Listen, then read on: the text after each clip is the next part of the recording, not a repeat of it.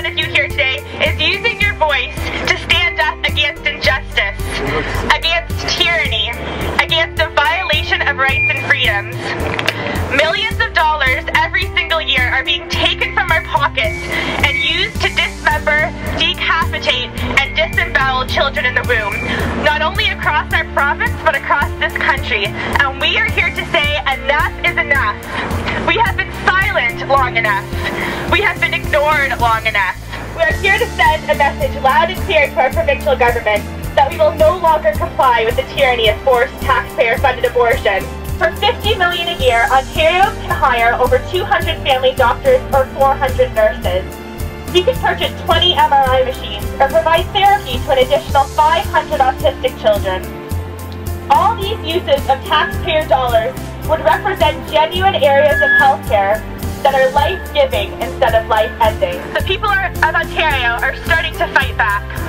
Since the birth of this campaign in 2011, we have delivered over 80,000 defund abortion pamphlets to the doorsteps of people across Ontario. Just this past October, 44 ridings across the province organized mini rallies in front of their MPP constituency offices, taking this issue to the steps of their representatives so that it can no longer be ignored. Over 25,000 petitions have been signed and are being hand-delivered to MPPs after this rally to exemplify that this is an issue that Ontarians care about. This campaign has garnered media attention from every major media outlet across the province since 2011, increasing this grassroots initiative. We want abortion removed from the list of services covered by OHIP. It's one thing to claim that you have the right to kill a child. It's quite another to expect the rest of us to pay for it. Now I want to address a myth, a lie, a falsehood that is often repeated by pro-abortion politicians as an excuse for why they're forcing you to pay for elective abortions. These politicians often make the false claim that either the Supreme Court of Canada or the Canada Health Act requires provinces to subsidize abortions with public money. It's a lie. So what about the Canada Health Act? What exactly does it stipulate? It says that medically necessary services must be covered by the provinces, but it does not make the claim that abortion is medically necessary. Even the depraved Pierre Trudeau government that legalized abortion in 1969 never intended for taxpayers to fund abortion. And how do we know this? Well, during a debate in 1969 on the Omnibus Bill, then Justice Minister John Turner was asked, will this bill lead to the public having to pay for abortion? And he responded with an incredulous tone. He said, "Oh no! Oh no!"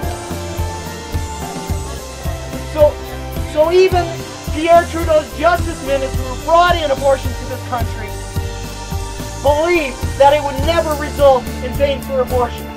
Even abortion industry leaders admit that the vast majority of abortions are not for health reasons. The former president of the Canadian Abortion Rights Action League, Marilyn Wilson, told the House of Commons Finance Committee in 2001 that women seek abortions, quote, for socio-economic reasons. In fact, we know that today abortion is used primarily as a backup birth control method. And that's a disgrace. That's a disgrace that even people who consider themselves pro-choice find to be outrageous. Post-abortion trauma is a serious health concern to women across Ontario and adds to the financial strain on our healthcare system. Studies have shown that a minimum of 20% of women who abort will experience post-traumatic stress disorder. On top of that, studies show that women who've had abortions experience 155% greater risk of attempted suicide. Women are killing themselves after undergoing a procedure that we are forced to pay for. Our very own College of Physicians and Surgeons of Ontario found that women who've had abortions are 5 times more likely to be hospitalized for psychiatric problems. If $30 to $50 million is being spent on the cost of abortion, how much more money is being used to cover the side effects that abortion has on women? Based on the 2013 report by the Mental Health Commission of Canada, we have estimated the cost to be over $500 million annually. Think of what our province could do with $500 million.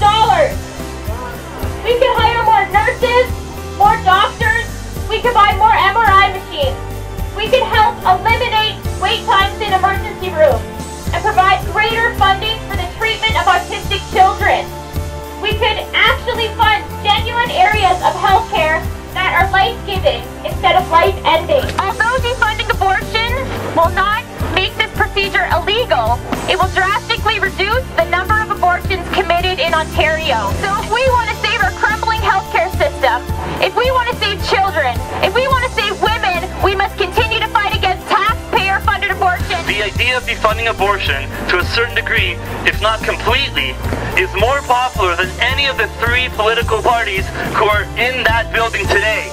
A recent Agnes Reid poll said that 51% of Ontarians oppose the status quo. 51%. We are the majority. We are the majority.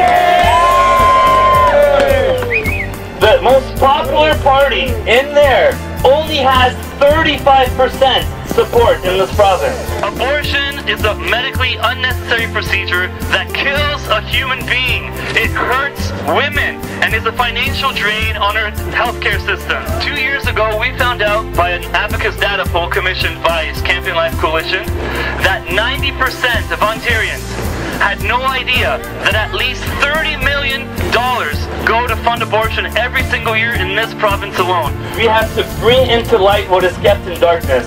Our government tries to hide stats and information from us because they know that if Ontarians were to find out that $30 to $50 million of their money goes to pay for killing innocent life, they would revolt.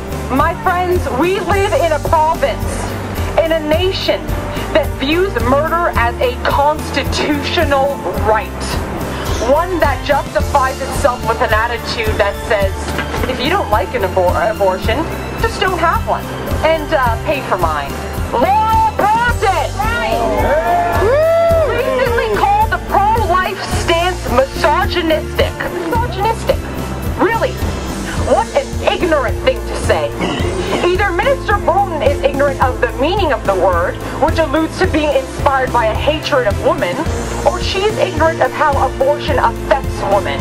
Abortion, my friends, is a real war on women. Abortions hurt women who undergo these evil procedures. According to Forbidden Grief, the unspoken pain of abortion, 64%, a clear majority of women who had abortions report that they felt pressured to do so by others. And as with all medical procedures, there are risks. The most common and immediate short-term risks include infection, failure to express, and even women bleeding to death. That I haven't even touched on the increased likelihood of breast cancer, premature births, ectopic pregnancies, uterine preparation, which usually lead or can lead to infertility, and the higher chance of future offspring being born prematurely with cerebral palsy and other disabilities which usually result from prematurity. Abortion is legal in Canada throughout all 9 months of pregnancy, for any reason or for no reason at all. And as more and more news comes out across Canada and from parliamentarians, we're finding out what some of those reasons actually are. Abortion is being used as a tool by misogynists to dismember preborn children in the womb just because they're girls. Abortion is being used as eugenics to exterminate all those who are disabled, have Down syndrome, or are considered otherwise imperfect. And as the previous speaker mentioned, abortion is being used by people just to preserve their own lifestyle and just to preserve their own selfishness. This is nothing less than barbarism. And what I think we have to realize as well is that the vast majority of Canadians have no idea what abortion is, what abortion does, or what abortion looks like. Because if they actually knew what abortion was, they would not only refuse to pay for it, but they would refuse to tolerate it at all. Now, recent statistics, as the previous speaker as well mentioned, have shown that between 2000 and 2009, 491 preborn Canadians were born as the result of abortion procedures and left out to die. Apparently, we're no longer just funding abortion, we're also funding infanticide. We're not just paying doctors to kill babies. We're apparently also paying them to look the other way when babies are lying on hospital beds and dying in the very same beds that are supposed to be used for the care of people and for the healing of people. Don't let them tell you that late-term abortion is something that almost never happens. My colleague Stephanie Gray debated a late-term abortionist named Dr. Fraser Fellows at Brock University about a month and a half ago. And when she described the late-term abortion procedure, he openly admitted that this was not only something he does, but this was something that was his specialty.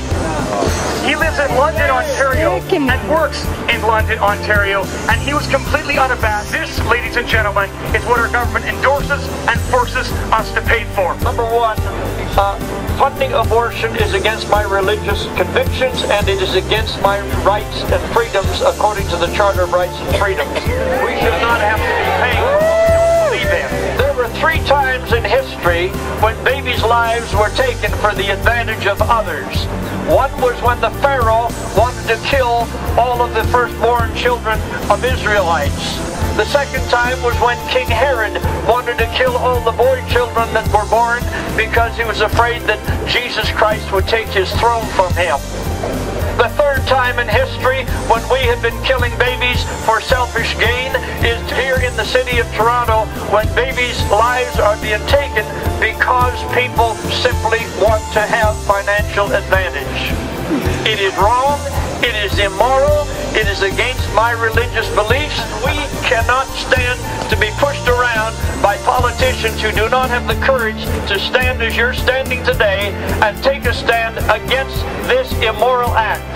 We want our government to defund abortion.